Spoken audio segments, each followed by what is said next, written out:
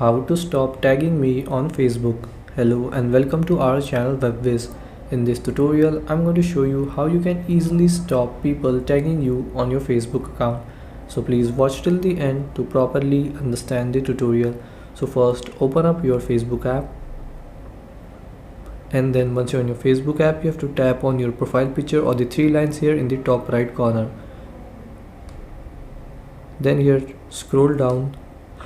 Tap on settings and privacy, then tap on settings,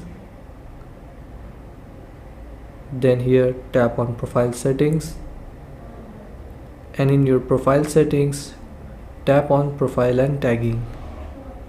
Now here scroll down and here you will see reviewing, and under it you have to open this review post you're tagged in before the post appears on your profile.